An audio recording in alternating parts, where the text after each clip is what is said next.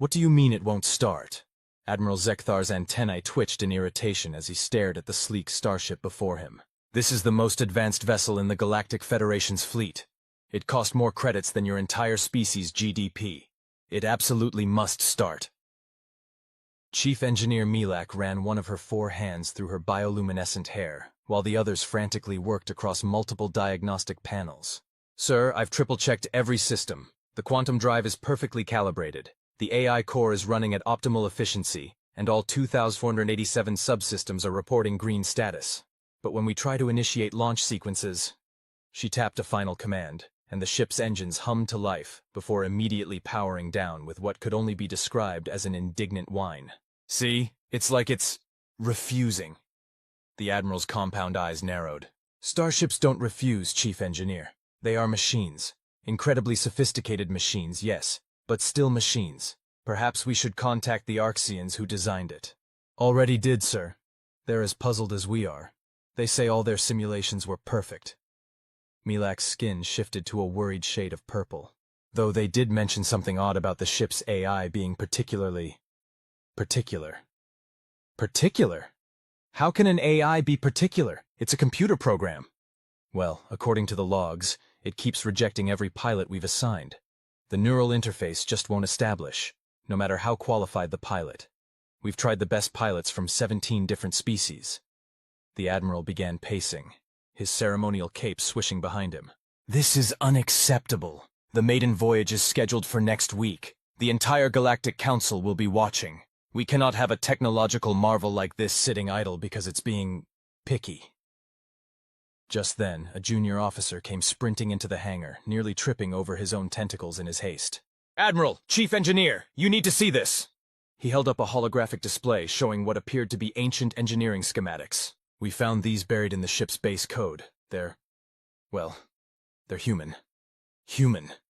The Admiral's antennae went rigid. Those crazy primates from that backwater death world? The ones who still use chemical rockets and think faster-than-light travel is neat? The very same, sir. It seems the Arxians base some of their most fundamental ship systems on reverse-engineered human technology. Something called the Apollo program? The junior officer scrolled through more schematics. And there's more. The AI's core personality matrix appears to be modeled on something called Top Gun. Milak's eyes widened. The movie about the fighter pilots? But that's just entertainment. The humans made that centuries ago. Nevertheless, the junior officer continued, the ship's AI seems to have inherited certain preferences. According to these readings, it's specifically calibrated for human neural patterns. The way they process risk, their unique decision-making algorithms, even their peculiar emotional responses. It's all hardwired into the system.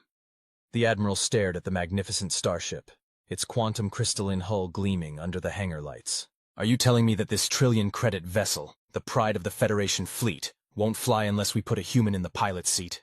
That appears to be the case, sir.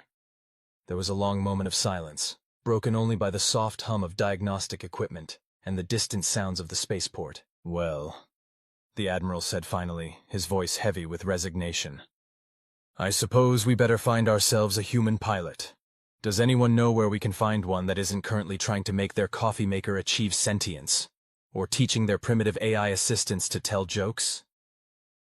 Sarah Chen was having a perfectly normal Thursday morning at her perfectly normal job as a cargo shuttle pilot on Luna Base, when a group of very not normal aliens in very official-looking uniforms appeared at her dock.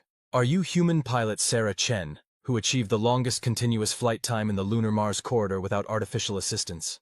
The tallest one asked, its antennae quivering with what might have been excitement or indigestion.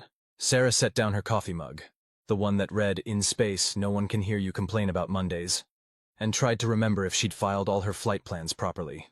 That's me. Though to be fair, that record was mostly because my autopilot crashed and I had to manually fly for 3 days straight, while listening to nothing but disco music because that's all that was left in the emergency entertainment system. The aliens exchanged glances. The one with 4 arms and glowing hair stepped forward. Perfect. Absolutely perfect. How would you like to pilot the most advanced starship ever created? Sarah blinked. Is this like that time Johnson in Dock 7 tried to convince me his modified food replicator was actually a time machine? No, the tall one said quickly. This is a genuine offer from the Galactic Federation. Full diplomatic credentials. He produced a holographic badge that floated in the air, spinning slowly and emanating an aura of bureaucratic authenticity. The Federation? Sarah straightened up. Everyone knew about the Galactic Federation, even if Earth was still technically a pre-contact civilization, due to what the aliens called concerning levels of reality television production and an unhealthy obsession with trying to make everything, including rocks, into social media influencers. We require your services as a pilot, the four-armed alien, apparently Chief Engineer Milak, explained. The ship, well, it seems to have developed a preference for human pilots. We believe it has something to do with your species' unique approach to problem-solving and risk assessment. You mean our tendency to think, hey, what's the worst that could happen, right before something explodes? Sarah asked, raising an eyebrow. Precisely, the Admiral exclaimed. That wonderful combination of reckless optimism and creative problem-solving that makes your species simultaneously terrifying and fascinating. Sarah looked at her shuttle, then at her coffee mug, then at the group of aliens. Will I get to keep the mug? We will provide you with an entire set of mugs, with whatever terrestrial sayings you desire, the Admiral promised solemnly. Well then, Sarah grinned. When do we start? The first thing Sarah noticed about the ship was that it was beautiful. Not in the utilitarian way of her cargo shuttle, or even in the sleek way of the latest Mars runners. This was beauty on an entirely different level, like someone had taken the concept of speed and grace and crystallized it into physical form. The second thing she noticed was that it seemed to hum when she approached. Not through her ears, but somewhere in the back of her mind, like a distant song she couldn't quite remember. That's the quantum neural interface initiating contact, Milak explained as they walked toward the ship. It's never done that before. With any other pilot, it remained completely silent. It likes you, the junior officer whispered excitedly. The personality matrix is responding to your presence. Sarah reached out and touched the hull. The humming in her mind grew stronger, and for a moment she could have sworn she felt something that resembled eagerness? Okay, she said, pulling her hand back and trying to maintain some professional composure, despite the fact that she was pretty sure the spaceship had just mentally waggled its tail at her like an excited puppy. Walk me through the systems. What followed was the most comprehensive technical briefing she'd ever received, delivered at high speed by a very enthusiastic four-armed alien, while various other officials hovered nearby, looking increasingly nervous as launch time approached. And this is the quantum probability drive, Milak was saying, gesturing at what looked like a cross between a crystal garden and a mathematics professor's fever dream. It allows the ship to calculate and execute faster-than-light travel by simultaneously exploring all possible quantum states and choosing the most optimal path through probability space. Like a cosmic GPS that takes avoid toll roads very seriously? Sarah asked, earning a confused look from the aliens and making a mental note to explain Earth navigation systems later. The neural interface will allow you to directly communicate with the ship's AI and— Hello, Maverick, Sarah interrupted, looking up at the ceiling. There was a startled pause from everyone in the room. How did you know its designation? The Admiral demanded. Sarah shrugged. Lucky guess. If you based it on Top Gun, what else would you call it? Though I have to ask, please tell me you didn't also give it a volleyball obsession. Before anyone could answer, a voice filled the bridge. Smooth, slightly cocky, and somehow managing to sound like it was wearing aviator sunglasses. Negative, Ghost Rider, though I do have strong opinions about proper landing patterns. The aliens all jumped. Milak's hair began glowing so brightly it was almost blinding. It's never spoken before, she exclaimed. We thought the vocal interface was non-functional. Sarah settled into the pilot's seat, which immediately adjusted to her exact specifications. Well, Maverick, what do you say we show these fine folks what we can do? Affirmative. I feel the need. Don't you dare, Sarah warned, but she was grinning. The need for quantum-enhanced superluminal velocity, Maverick finished smugly. Close enough. Sarah began the pre-flight sequence, her hands dancing over controls that somehow felt familiar despite their alien design. The ship hummed to life around her, systems engaging smoothly, the neural interface settling into place like a comfortable old jacket. Launch in 5 minutes, announced the spaceport control. The Admiral stepped forward. Human pilot Chen, are you certain you can handle this vessel? It's considerably more advanced than anything in Earth's fleet. Sarah checked the quantum drive readings, adjusted the probability matrices, and pulled up a holographic display of their planned flight path. With all due respect, Admiral, I once landed a cargo shuttle with no power, no computers, and no artificial gravity. using nothing but a broken compass and the collected works of Douglas Adams for reference. I think Maverick and I will manage just fine. The ship's engines purred in agreement. Besides, she added with a wink, I brought my lucky coffee mug. The maiden voyage of the Federation's most advanced starship was supposed to be a dignified affair, a simple demonstration of its capabilities, following a carefully planned route past the assembled diplomatic vessels. Nobody had accounted for human influence on the flight plan. What is she doing? The Admiral asked, watching from the observation deck as the ship executed a series of maneuvers that seemed to defy several laws of physics. According to these readings, Milak said, checking her instruments, she's improvising. On the bridge, Sarah was in her element. The neural interface allowed her to feel every aspect of the ship's performance, and Maverick's AI worked with her in perfect synchronization. They weren't just flying, they were dancing among the stars. Hey Maverick, she called out as they completed another impossible turn. Want to show them something really cool? Executing quantum probability calculations now. Chance of success, 67%. Chance of creating a temporary dimensional rift, 12%. Chance of impressing everyone, 100%. I like those odds. What followed would later be described in the official report as a demonstration of advanced quantum spatial maneuvering techniques. What actually happened was that Sarah and Maverick discovered that by properly manipulating the quantum drive's probability fields, they could essentially perform the space travel equivalent of a drift racing turn.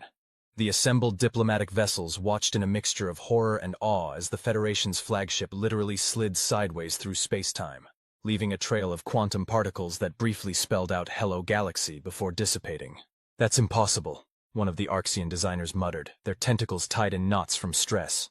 The quantum drive wasn't designed to. She can't just. Human pilots, the Admiral said, with what might have been a hint of pride, tend to have a rather loose interpretation of words like impossible. Back on the bridge, Sarah was thoroughly enjoying herself.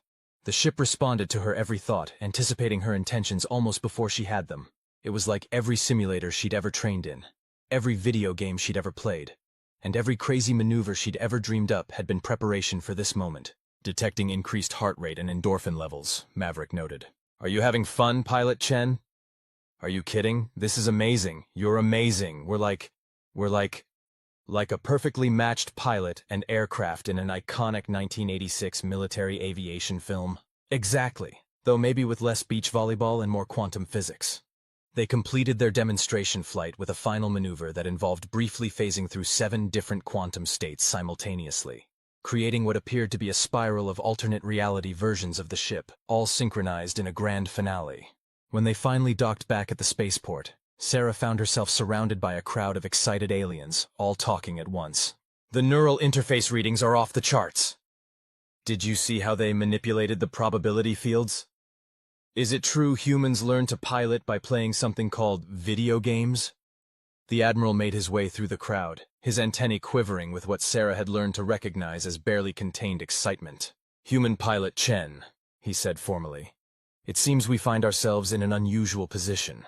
This ship, the most advanced vessel in our fleet, appears to have bonded with you. Would you consider accepting a permanent position as its pilot? Sarah pretended to think about it, though the excited hum of Maverick in the back of her mind had already made the decision for her. Well, she said, I do have one condition. Yes? She held up her coffee mug. The ship needs a coffee maker. A good one. None of that replicated stuff. I believe that can be arranged, the Admiral said solemnly. Though I must ask, is this coffee-making device likely to achieve sentience under human influence? Probability calculations suggest a 43% chance, Maverick chimed in helpfully. Sarah just grinned. Welcome to working with humans, Admiral. We tend to make things interesting. And that's how Sarah Chen became the first human pilot in the Galactic Federation, assigned to a quantum-powered starship with an AI that quoted movie lines and had a tendency to show off during routine patrol missions. Together, they would go on to break numerous records, bend several laws of physics, and thoroughly confuse the Federation's insurance adjusters.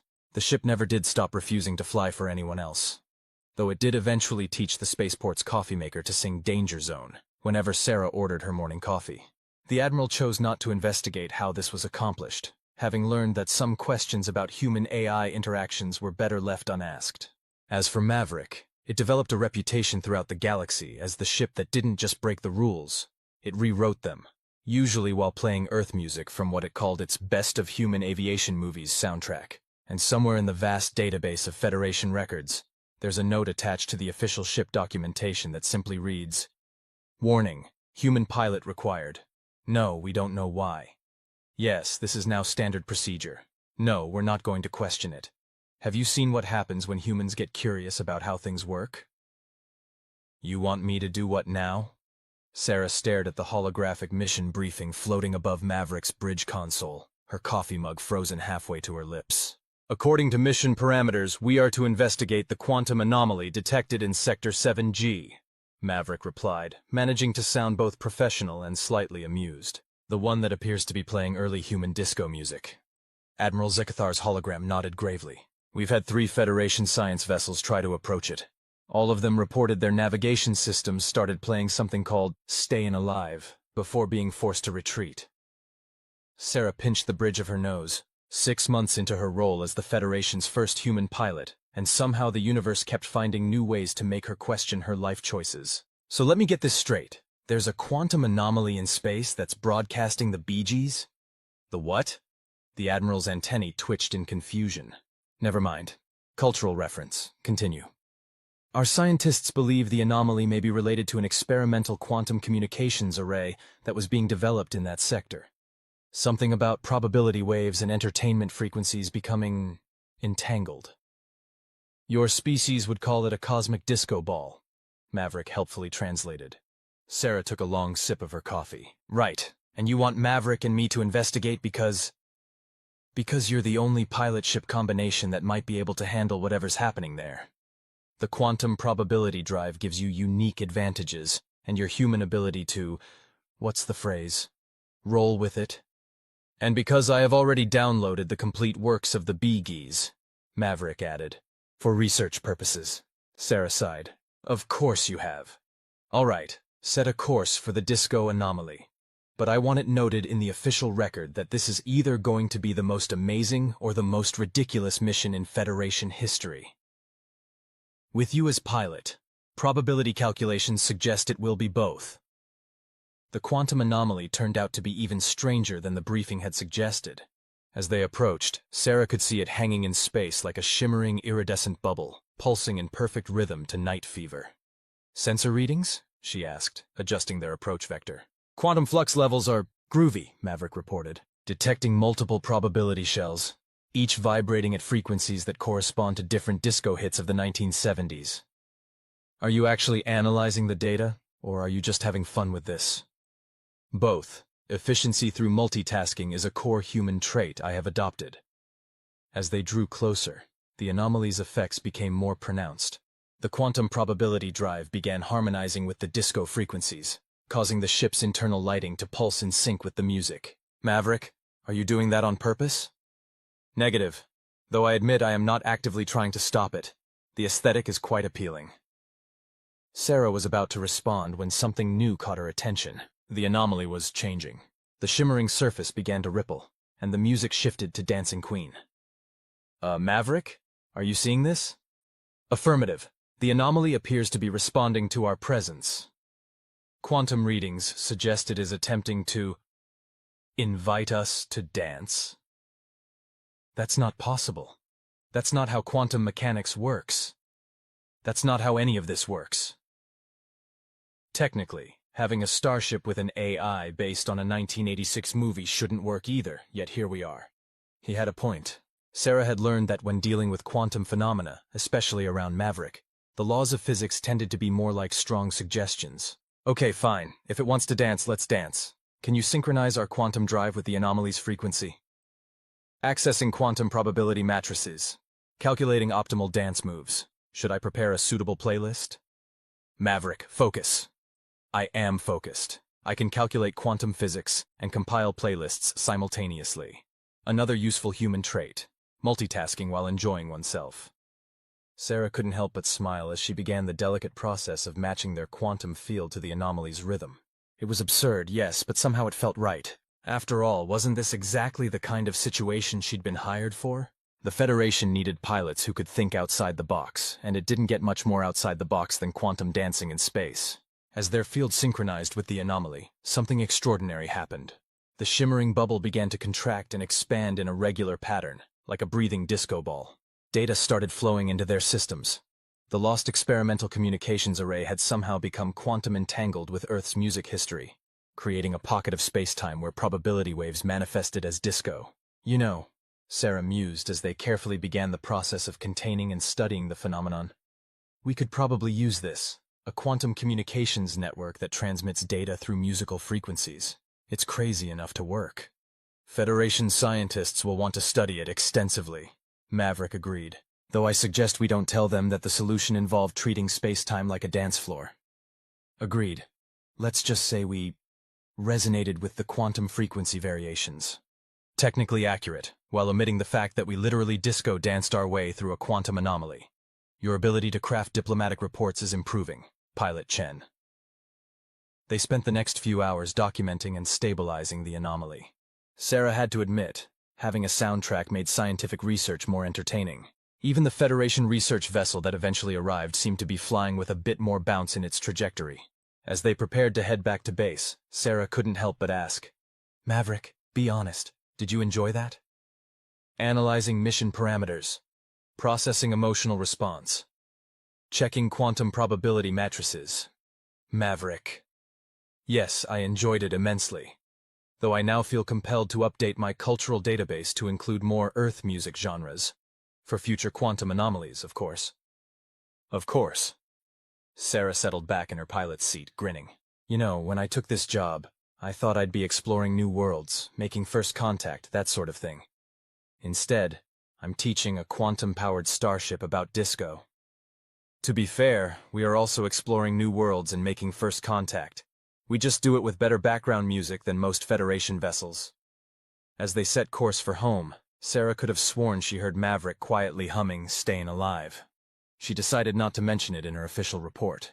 Some things, she'd learned, were better left as stories for the pilot's lounge, like how the most advanced ship in the Federation fleet had developed not just a preference for human pilots, but also a taste for Earth's music history. The Admiral would probably have another set of antennae twitches when he read their report, but that was part of the job now. Humanity had brought its unique perspective to the galaxy, and the galaxy would never be quite the same. "Hey Maverick," Sarah said as they entered Quantum Drive. "Do you know any space shanties?" "Accessing musical database. Warning, this may take a while." And somewhere in the vast expanse of space, a quantum anomaly continued to pulse gently to the rhythm of disco, a testament to humanity's knack for making the impossible not just possible, but somehow also entertaining. The maintenance bay of Federation Outpost Station 7 was typically a quiet place. Today, however, it echoed with an unusual conversation.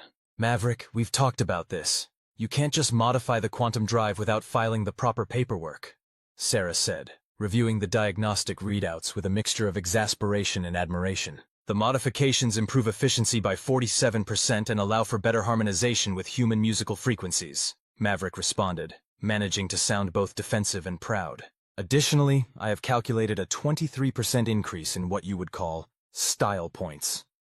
Style points aren't a recognized metric in Federation engineering standards. Perhaps they should be. Human innovation often stems from aesthetic considerations as much as practical ones. Before Sarah could formulate a response, Admiral Zak Thar's hologram materialized on the bridge, his antennae already twitching with what she'd learned to recognize as preemptive stress. "Human Pilot Chen, we have a situation that requires your unique approach." Sarah took a careful sip of her coffee. "Is it another disco anomaly?" "No. Though I admit that incident did lead to some fascinating developments in quantum communications theory. This is potentially more serious. We've detected what appears to be a tear in space-time near the Centauri border." "Accessing sensor data," Maverick announced. "Interesting. The tear exhibits properties similar to Earth entertainment media descriptions of wormholes." The Admiral's hologram flickered. "Yes, well, that's part of the problem.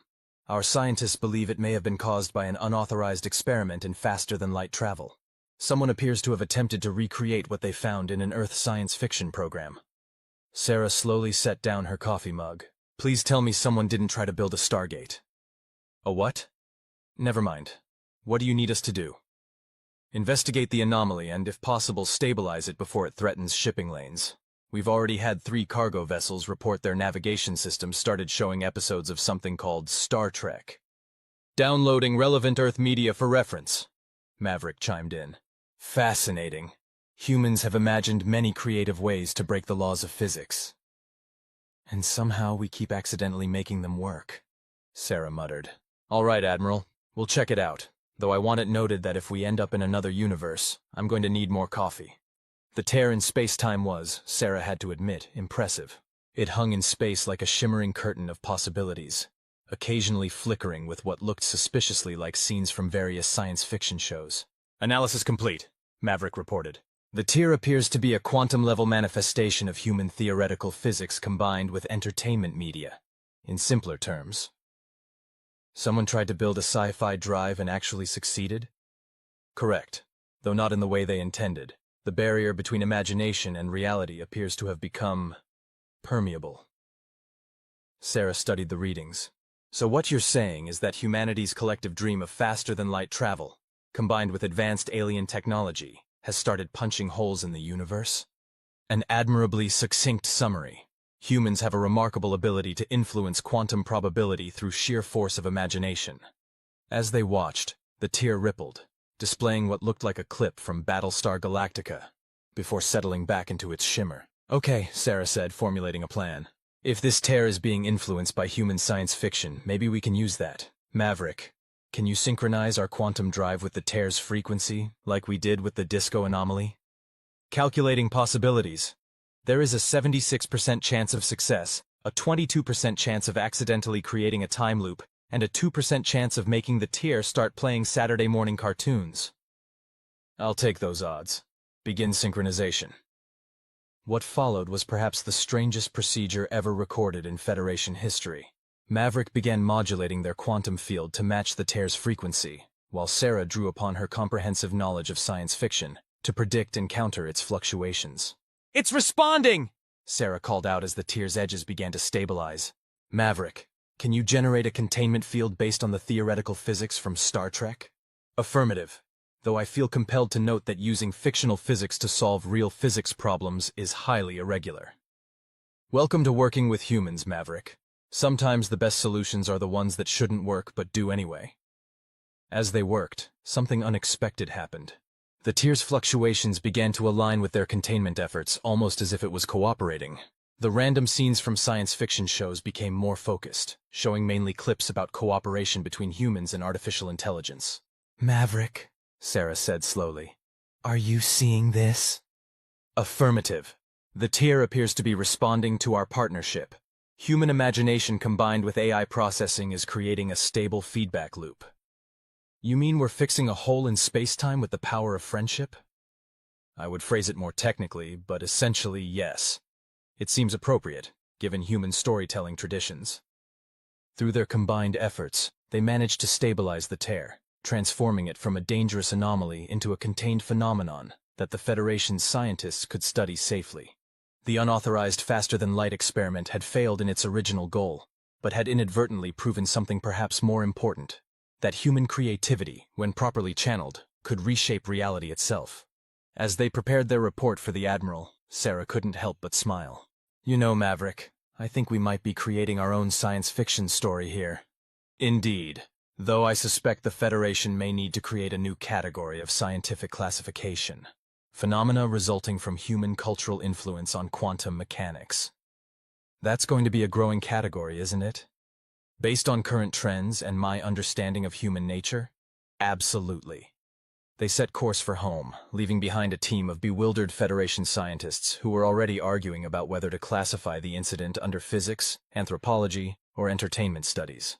The tear, now safely contained, had settled into displaying a peaceful loop of various starships flying through space, as if it had finally found its proper place in the universe. Hey Maverick, Sarah said as they entered Quantum Drive. What do you think about trying some of those drive modifications you were working on? You know, for science? I thought you said we needed proper paperwork for modifications.